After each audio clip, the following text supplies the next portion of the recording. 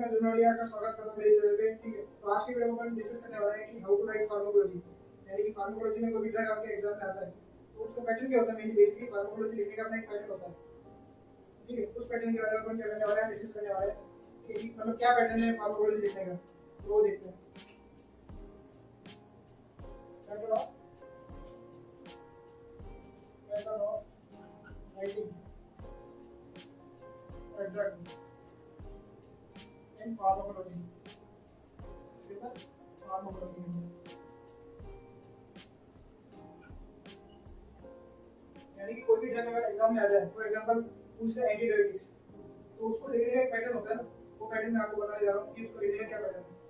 ठीक है, तो एक अपने पास में pattern of writing a drug in pharmacology. तो सबसे पहले कोई भी चीज अपन लिखते हैं तो उसमें क्या लिखना पड़ता है, उसके बाद अपन को इंट्रोडक्शन लिखना पड़ता है। क्या लिखना पड़ता है? इंट्रोडक्शन। सबसे पहले आपको कोई ड्रग है उसको क्या लिखोगे? इंट्रोडक्शन। क्या लिखोगे? इंट्रोडक्शन लिखोगे। इंट्रोडक्शन में उसकी डेफिनेशन होगी, एक ही बात होगी। इंट्रोडक्शन के बाद में अपन उसका लिखते हैं मैकेनिज्म ऑफ एक्शन, जिसे शॉर्ट में एमओए बोलते हैं। क्या बोलते हैं? एमओए।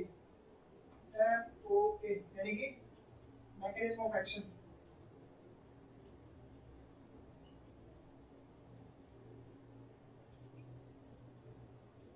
या फिर जिसे अपन फार्माकोडायनामिक बोलते हैं। क्या बोलते हैं? फार्माकोडायनामिक। हालांकि बोलते नहीं है पर इसको बोल सकते हैं एक तरह से।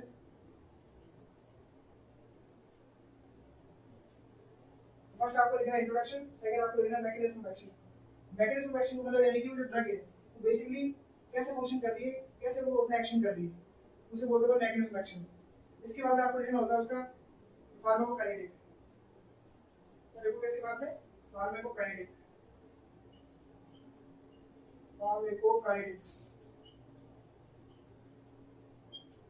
फार्माकोकाइनेटिक में इसमें मेनली 4 मेन चीज लिखनी होती है। सबसे पहले तो ऑनसेट ऑफ एक्शन है, यानी कि वो जो ड्रग है वो कब एक्शन करना स्टार्ट करेगी। उसके बाद में उसकी हाफ लाइफ लिखनी पड़ती है, यानी कि कितने टाइम बाद उसकी जो कंसंट्रेशन है वो हाफ हो जाती है, उसे बोलते हैं अपन हाफ लाइफ एलिमिनेशन। वो आपको लिखना होता है इसके अंदर। फिर वो कहाँ से एब्जॉर्ब होएगी, कहाँ से मेटाबोलाइज होएगी, एक्सक्रीट कैसे होएगी, ये सब आपको लिखना होता है। तो फार्माकोकाइनेटिक के अंदर क्या लिखना है? सबसे पहले onset of action, onset of action. Onset of action के बाद में आपको लिखना होता है इसमें ऑनसेट ऑफ एक्शन के बाद में अपना आता है एब्जॉर्प्शन। कहाँ से एब्जॉर्प्शन होएगा उसका?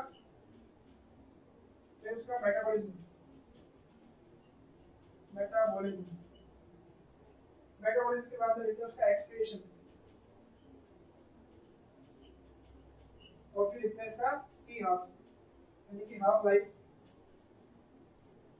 Half life elimination.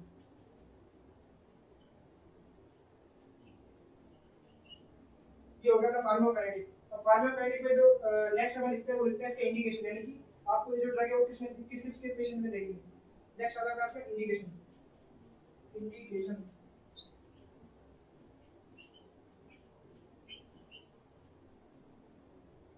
इंडिकेशन या फिर आसान में लिखूं तो यूज। इसके बाद लिखना होता है कॉन्ट्रा इंडिकेशन, यानी कि नॉट टू गिवन, किसमें नहीं देंगे। तो लिखना होता है कॉन्ट्रा इंडिकेशन।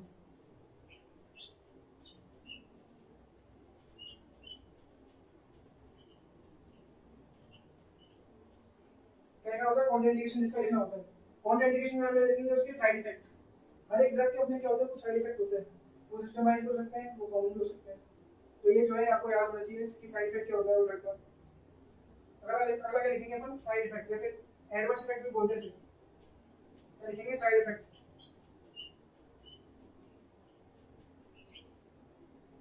साइड इफेक्ट या फिर इसे क्या बोलते हैं? Adverse effect.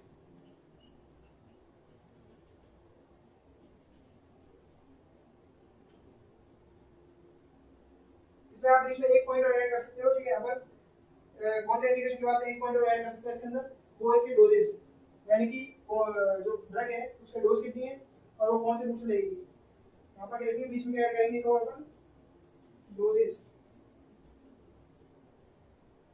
डोजेस। ठीक है, साइड इफेक्ट हो गया। नेक्स्ट साइड इफेक्ट के बाद में आता है आपके पास में nursing responsibility. As a nurse आपकी क्या रिस्पांसिबिलिटी है? Nurse responsibility. क्या लिखा होता है लास्ट में तुमको? Nursing responsibility.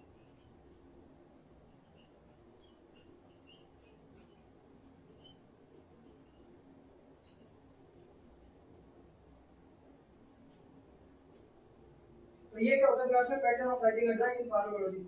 ठीक है, सबसे पहले लिखना होता है आपको इंट्रोडक्शन। जैसे मान लो मैंने कोई ड्रग ले ली, एंटी हाइपरटेंसिव ले ली।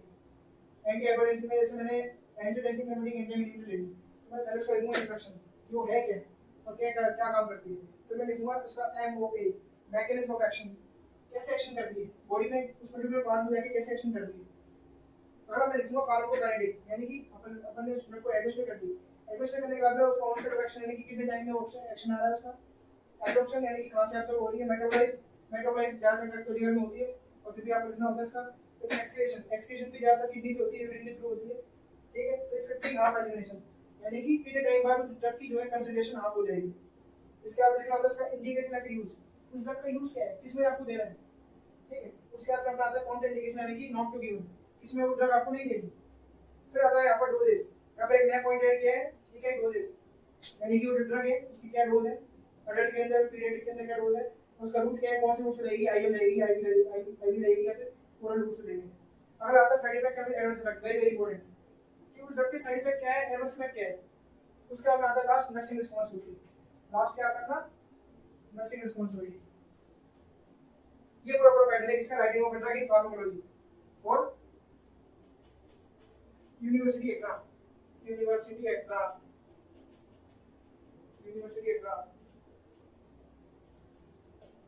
तो ये आपको समझ में आया नहीं आया।